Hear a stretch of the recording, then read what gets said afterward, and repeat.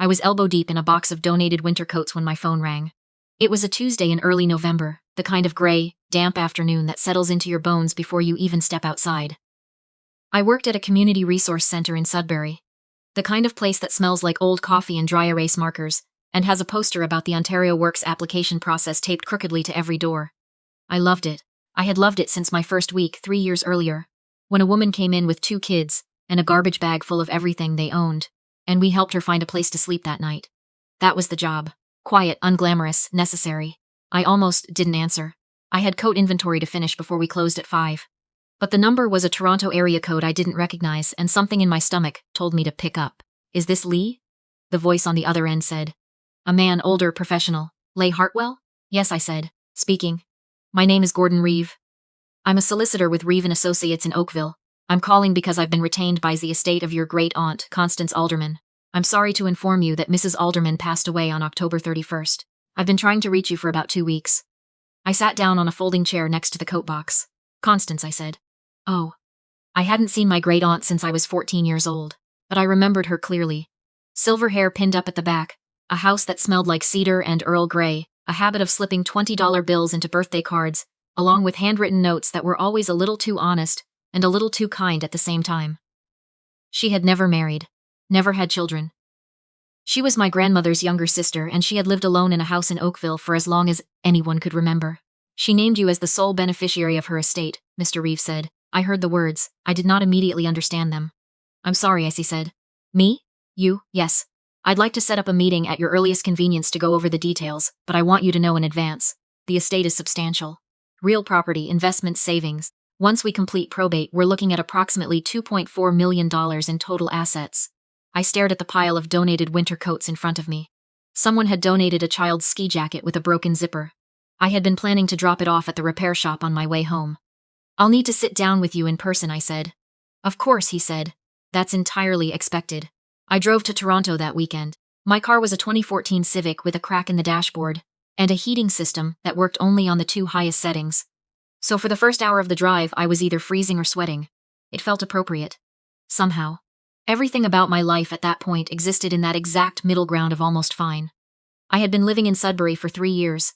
Before that, Guelph for my social work degree. Before that, a small town outside of Ottawa where I grew up in a house that looked perfectly normal from the outside. 2-car garage, bird feeder, a garden my mother kept immaculate, and felt from the inside like a place where love was distributed very unevenly.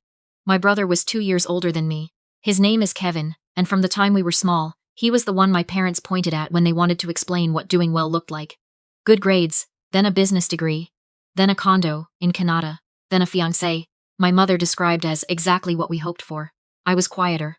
I wanted to work with people, which my father called admirable in a tone that meant he found it slightly embarrassing. I left for university and came back less and less, and eventually I called it home less and less too. And nobody seemed to notice, which, I think, told me everything I needed to know. My great-aunt Constance had sent me a card every birthday and every Christmas for my entire life. Every single year, without exception. The notes inside were always the same format. A sentence or two about what she'd been reading, a question about something I'd mentioned the last time we'd spoken, and then a line at the end that always felt like she was speaking directly to something I hadn't said out loud. When I was 22 and starting my degree, she wrote, "You've chosen the hard work, Lee. Not the kind that pays the most. The kind that matters. I hope you never let anyone talk you out of that." I kept that card in the front pocket of my laptop bag for 4 years. We had lunch once, when I was living in Guelph.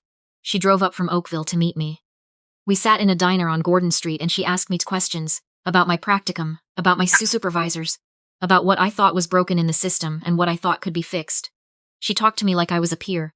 I was 23 years old and nobody in my family had ever done that. I thought about that lunch a lot on the drive to Toronto. The meeting with Mr. Reeve took 2 hours.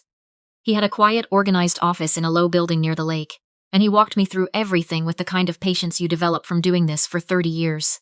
The estate included the house in Oakville, fully paid off, assessed at just over $1.1 million, a portfolio of investments and registered accounts, a savings account she had been adding to, steadily for decades. A small collection of antique cat maps she had noted in her will should be offered to a museum in Hamilton, which she trusted me to handle. "She had a letter for you," Mr. Reeve said at the end, sliding an envelope across the table. I didn't open it in the office. I waited until I was sitting in my car in the parking garage, in the dark, with the engine running for warmth. Her handwriting was still precise.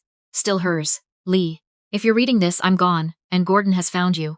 Which means you've made it easy to find. Still in one place, still doing the same good work. That doesn't surprise me. I want to explain myself. Because I think you deserve an explanation, and not just a surprise.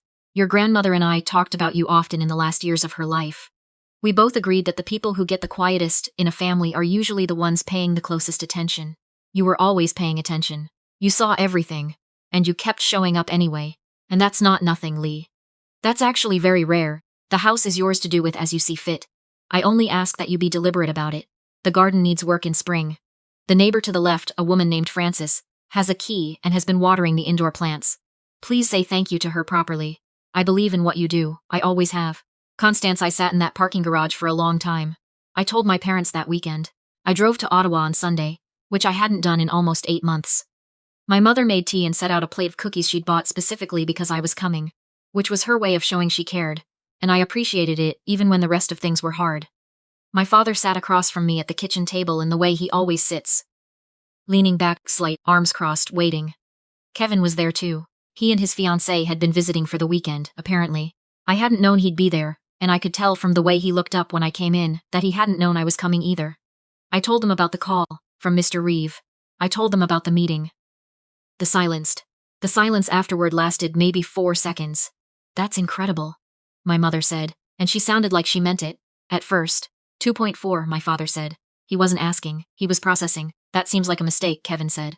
He said it so quickly I almost laughed. No offense, but you barely knew her. She came to Christmas once when we were kids. She wrote to me every year. I said, we had lunch, we kept in touch. Still, Kevin said. My father set down his mug. That house in Oakville is worth, what did you say, over $1 million? Approximately, yes. And the investments? Yes, he nodded slowly. Well, the family will want to be involved in decisions about what to do with it. I looked at him. The will is very straightforward, she left everything to me. Right, he said. But this is still a family matter. Money like that, you're going to need guidance. Kevin has contacts in financial planning. And we'd obviously want to help with the house, with selling it or renting it. I haven't made any decisions about the house yet, I said. Of course not, you just found out. My mother said. But your father is right that it makes sense to keep it in the family, Lee. It would be the sensible thing. I looked around the table. Kevin was nodding. My father was looking at me with an expression I recognized. The same one he used when he explained things to me that he thought I didn't fully understand. I drove back to Sudbury that night instead of staying over like I'd planned. The calls started the following week. My father called on Tuesday. He had spoken to Kevin's financial contacts, he said, and they thought the best move for the portfolio was to consolidate it with Kevin's existing investments to get better rates. He presented this as something that had already been decided, nearly. He just needed me to start the conversation with Mr. Reeve. My mother called on Thursday. She was more subtle. She talked about how hard Kevin and his fiancée were working, how the condo fees had gone up, how they were thinking about a house, but the market was brutal. She didn't ask me for anything directly. She just made sure I understood that money was something other people in the family needed. Kevin sent a text on Saturday. It said, "Have you talked to Dad about the financial stuff? Let me know when you're free to connect." I did not respond to the text.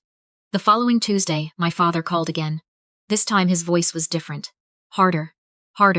He said he'd been thinking about Constance, about how she'd made this decision in isolation, without understanding the dynamics of the family. He said he thought there was something not quite right about it, that maybe she'd been influenced, that maybe it was worth having the will looked at. She wrote me a letter, I said. Her mind was clear. You can't know that. I knew her. You had lunch with her once, Lee. That's not. I stopped. I'm not doing this. The will is legal and properly executed, and I'm not contesting it. Nobody's saying you have to contest it, he said. We're just asking you to do the right thing by your family. I haven't decided what I'm doing with anything yet, I said, and I won't be making decisions based on pressure. He hung up. My mother called the next morning to apologize for my father's tone. That was how it usually worked. He pushed, she smoothed, but then she said, "He's not wrong, that it would be meaningful if you chose to share some of this with the people who raised you." I love my mother. I want to be clear about that. She has a limited vocabulary for love. It comes out in grocery runs and birthday cookies and remembering your coffee order. But it is love. What it is not is a reason to hand over my great-aunt's estate. I'll be in touch, I said. I need time. Of course, she said. We just want what's best for you. I knew she believed that. I think that made it harder. 3 weeks later, I drove down to Oakville to see the house. Frances, the neighbor, met me at the door with a key on a little wooden fob that had been painted with a tiny blue flower, and she said, Connie talked about you all the time, you know. She was so proud of you. She used to show me your Christmas cards. She squeezed my hand and went back inside, and I stood on the front step for a moment before I went in. The house was not what I expected, and it was exactly what I expected. Bookshelves in every room. A kitchen that smelled faintly of dried herbs. A reading chair by the front window with a lamp at exactly the right angle. On the hall table near the door, there was a small framed photo I had never seen. Constance and my grandmother when they were young, standing in front of a lake somewhere, both laughing at something just off camera. I picked it up and held it for a while. In the study, there was a filing cabinet, neatly organized. In the second drawer, behind a folder labeled correspondence, family, I found the birthday cards I'd sent her. Every one of them. Going back to the ones I'd made by hand in elementary school with stickers and crayon. She had kept all of them. I sat down on the study floor and did not move for a long time. I knew what I was going to do. I think I had known since the parking garage in Toronto. I just needed to be in the house to say it to myself out loud. I called Mr. Reeve the next morning. I told him I was keeping the house. I told him I wanted to begin the process of transferring the investment accounts into my name, and that I would be meeting with a fee-only financial planner. One I chose myself, not through my family, to make decisions about the portfolio over the coming months. I told him I did not intend to distribute any portion of the estate to other family members, and I asked him to advise me on what documentation, if any, I should have on file to protect against any future challenges to the will. He listened carefully, and then said, "Mrs. Hartwell, I can tell you that this will was prepared with great care. Mrs. Alderman met with me 4 times over 2 years. She was deliberate and thorough, and her intentions were unambiguous. I'll prepare the documentation you're asking for." "You're doing the right thing." I said thank you. I meant it more than he probably knew. My parents didn't speak to me for 6 weeks. Kevin sent 2 more texts. I read them both. I didn't respond to either. It was a strange kind of silence. Familiar, in a way. I had spent a lot of my childhood feeling like I was on the outside of something in that house, like I was pressing my face against the glass of a room where everyone else was warm. This silence had the same texture but a different cause, and that difference mattered. I went home to Sudbury. I finished the coat inventory. I helped 3 families with emergency housing applications before Christmas. I drove down to Oakville twice more to deal with paperwork and to walk through the house and figure out what I was keeping and what was going to the Sally Ann. Frances brought me soup once when I was there. She sat at Constance's kitchen table and told me stories about the neighborhood. It's about the summer. Constance had organized a street cleanup because the city was taking too long, about the reading group they'd both belonged to for 11 years. She was a very particular woman, Frances said. She didn't do things halfway. She picked the people she loved and she loved them completely. She looked at me. "She picked you a long time ago." Kevin showed up in Sudbury in January. I was not expecting him. He knocked on my apartment door on a Friday evening, and when I opened it he was standing in the hallway in his good coat, looking slightly less confident than usual. I let him in because he was still my brother, and I made him a cup of tea, and we sat at my kitchen table in a way we hadn't sat together since we were kids. He said he'd come to apologize. I watched his face while he said it. Kevin has always been a person who finds apologies expensive. They cost him something he doesn't like to lose, so I paid attention to whether this one was real. It was real enough. He said he'd been thinking about it for weeks. He said he knew that the way our parents had handled it was wrong. He said he was embarrassed by the text he'd sent. He didn't ask me for anything. He just said he was sorry, and then he looked out my kitchen window at the street below and we were quiet for a while. "Did you know she kept all my birthday cards?" I asked. He looked back at me. "No, in a filing cabinet. In the study. Every one of them, going back to kindergarten." He was quiet for a moment. "I didn't send her birthday cards," he said. "No," I said. "I know. That seemed to land somewhere." He nodded slowly and wrapped both hands around his mug, and I thought that maybe, over a long time, things between us could become something better than they'd been. Not fixed, but better. That felt like enough. My parents reached out in February. My father sent an email, not a call, which I thought was telling, that said he hoped I was well and that he wanted to move forward. There was no apology in it, but there was no demand either, and for him I think that was a kind of white flag. My mother sent a card with a cardinal on the front, which she always chose when she meant something soft. Inside she wrote, "We love you, I hope you know that." I believed her. I also did not call them back for another 3 weeks, because I needed the time and I was learning that needing time was allowed. I went back to Oakville in March. The garden, that had been overrun since autumn. Frances had left it alone because she wasn't sure what Constance had planted where, and she didn't want to disturb anything. I didn't know much about gardening, but I called a woman from a local horticultural group whose number I found on a flyer at the library, and she came one Saturday and walked through the beds with me, telling me what was there. There were peonies along the south fence. They'd come back in June. wild bergamot near the back, a bed of heritage roses along the east wall that needed hard pruning but would bloom again. There were no tomatoes, but I didn't mind. I put on gloves and started clearing dead growth, and the woman, her name was Beverly, worked beside me and told me which roots to leave and which to pull, and by the end of the afternoon the beds were clean and the soil was turned, and it looked like something about to begin. In April, I gave notice at my job in Sudbury. Not because I was quitting social work, because I had spent the winter making a plan, and the plan required being in Oakville. I had spent enough hours in that house by then to understand what I wanted to do with it.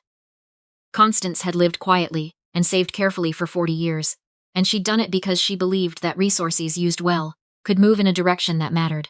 I found a small nonprofit in Halton region that worked with newcomer families, helping them navigate housing, employment, schools, the bureaucratic machinery of starting Ferg over. They were understaffed and underfunded, and doing remarkable work out of a space that was too small. I reached out to their executive director.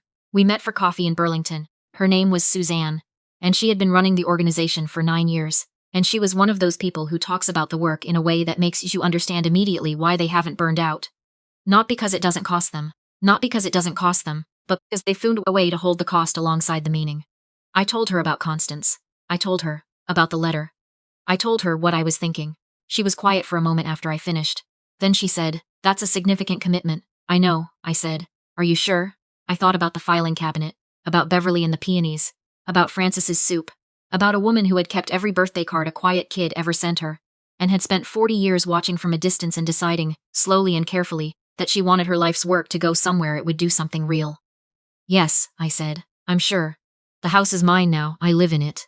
The front bedroom gets the morning light, in a way that took me weeks to get used to, and there is a particular creak on the third stair that I have stopped noticing. I made the study my office. The photo of Constance and my grandmother is on the desk where I can see it while I work. I see my parents twice a year, maybe 3 times. It is what it is. My father has stopped bringing up the estate. My mother calls on Sundays sometimes, and we talk about ordinary things, which is its own kind of progress. Kevin and I have had dinner twice in the past year, just the 2 of us, and both times it was easy enough that I thought maybe easy wasn't the ceiling for us.